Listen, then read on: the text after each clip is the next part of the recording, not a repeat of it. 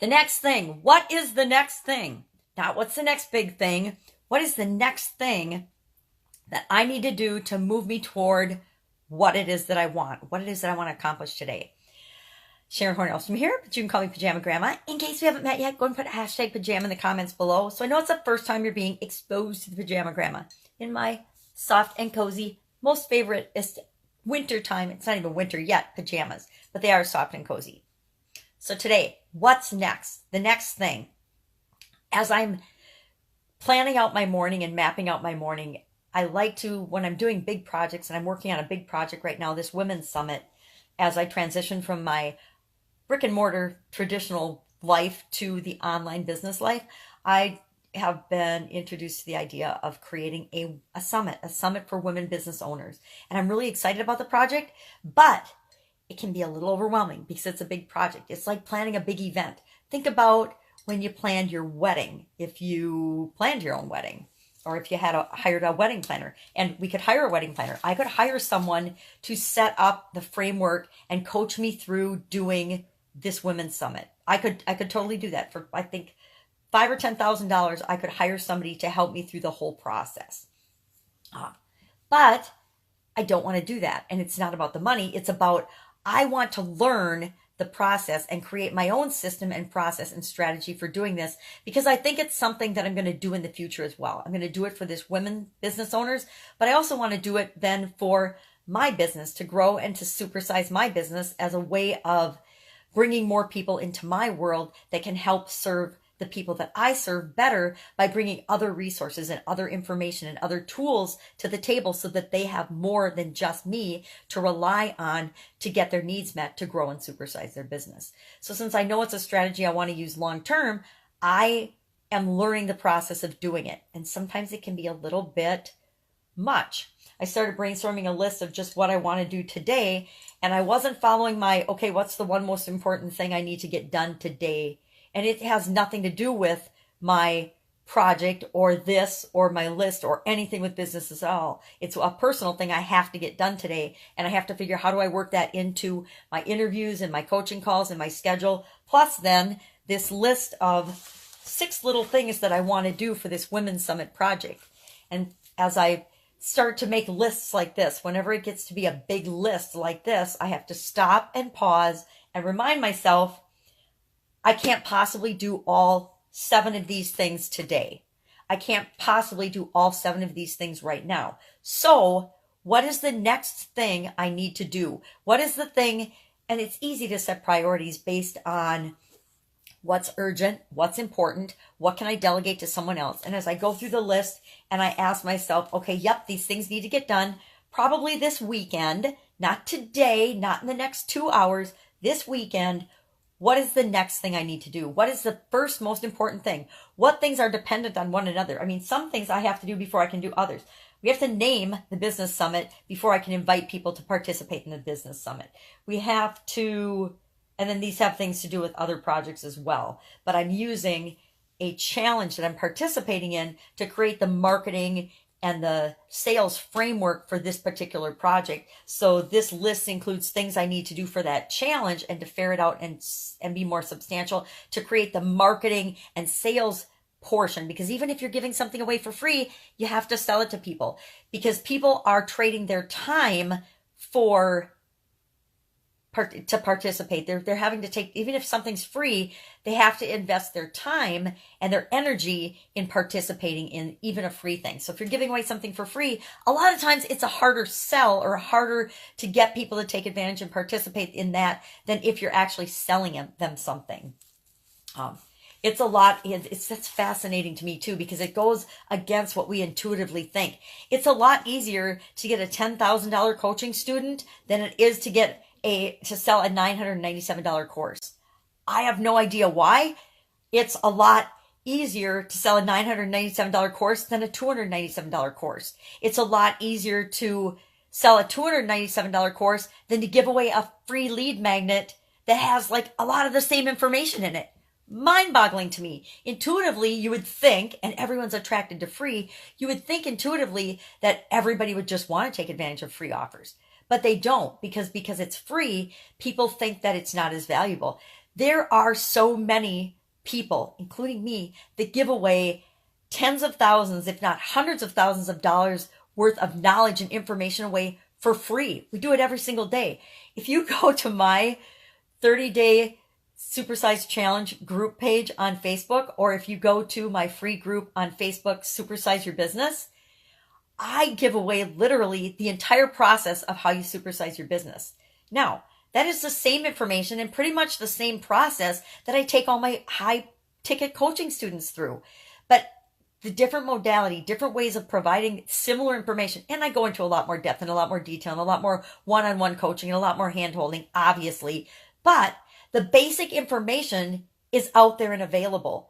But you got to invest your time to get that information. What you do is you invest your time in the free information, you apply a couple of the strategies, and then you have the money to speed up the process by getting coaching. It's pretty simple. But intuitively, we don't necessarily think or believe that.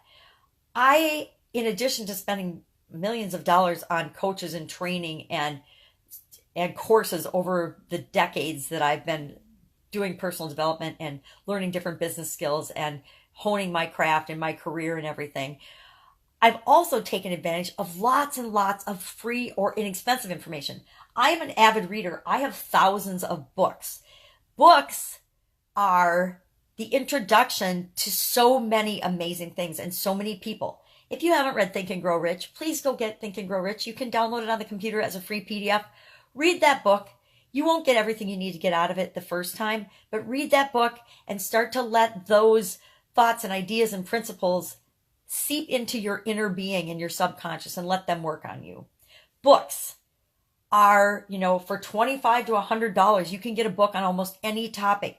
That is your introduction to anything you want to know more about, that you're curious about. And that will lead you to the other resources that you need to become proficient or to get someone else to be able to do a particular task or thing to help you grow your business.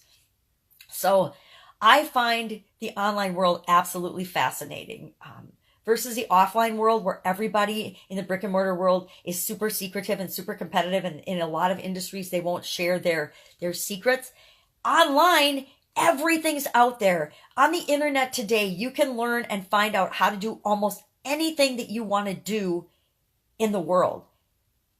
I'm sure you could probably learn how to be a brain surgeon, but a brain surgeon is something that you should probably get trained professionally and have practice at before you go out and do brain surgery. But my point is, anything you want to learn or do or be or develop in yourself, you can find the information on the internet today. Google is your best friend. Google or one of the other search engines are your best friend, and that will lead you down the trail of anything that you need or want to learn, or anyone who has the skills and abilities that can teach you what you need and want to learn. So today, instead of getting overwhelmed by my list, I'm asking myself, what's the next thing? What is the next thing I need to do? And I'm not worrying about anything else. I'm only saying, what is the next thing I have to do? And what's most important? And how does that determine what is the next thing of the priority list? Again, I've long since burned my 400 item to-do list, and I don't do that. I try to say, this is the one main thing I have to accomplish today, and everything else is gravy. And that has taken my stress level from 1,000 through the roof down to about a 5 every single day. And for me, that's very, very important. I don't know if it is for you or not. Some people thrive on, there's called de-stress and eustress. Eustress is things that get you excited and creative and moving toward what you want. And that kind of stress is good. And I set goals and challenges and little rules for myself that help me to have eustress in my life. But I create habits and systems and processes and procedures that take care of the de-stress in my life, so that I don't have stress for things that are repetitive that I can create a system for, but I'm only using stress to motivate me and get me curious and excited about things and to do things that might be a little bit out of my comfort zone or scary. So that's it. Next thing. What is the next thing that you need to accomplish or do or want to do today to move your life ahead in whatever area that you're working on? Remember, there's 7 key areas of our life that we need to take into account, not just our work, not just our work, because I spent a lot of decades only focusing on my work, and that ended up almost ending my life. So your health, your work, your finances, your relationships, your spirituality, your contribution, and I'm forgetting one, of course. Oh, your emotions. Your emotions. You have to remember that all aspects of your being need to be taken into consideration to give you a happy life.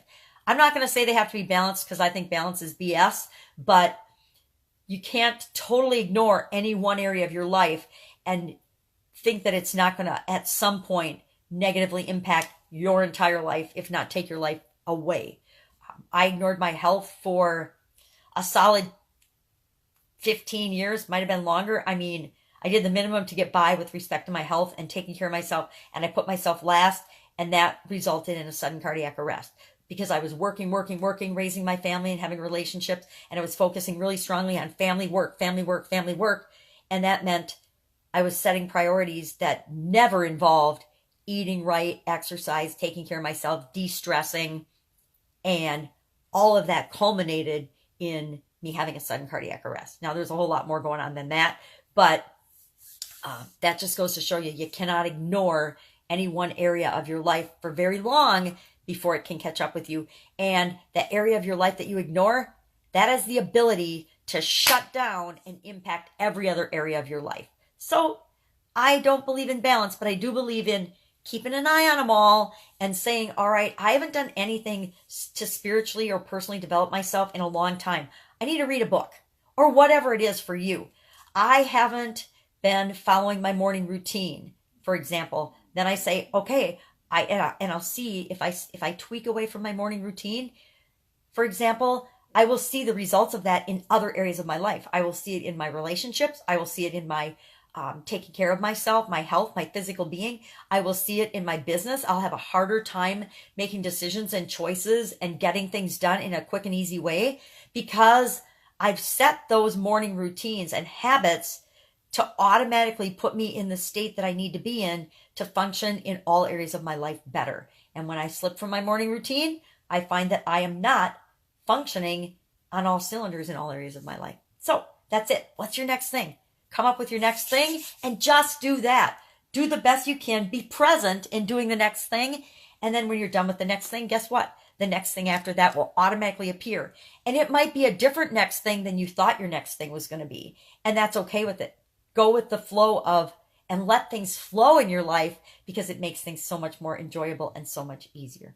That's it. I'll be with you tomorrow for day 280 tomorrow. Today was day 279 of my transition from the offline brick and mortar world to the online world. Kind of following my journey, the good, the bad, the ugly, what works, what doesn't work, and the lessons that I've learned along the way. Because if I can shortcut even one person, you, from having to make a mistake or learning a lesson that was kind of painful for me, I want to make sure I share that information so that you don't have to make the same mistakes I do. Guess what? You get to go out and make all of your own new mistakes and then share with us your lessons so that somebody else doesn't make that mistake and lesson.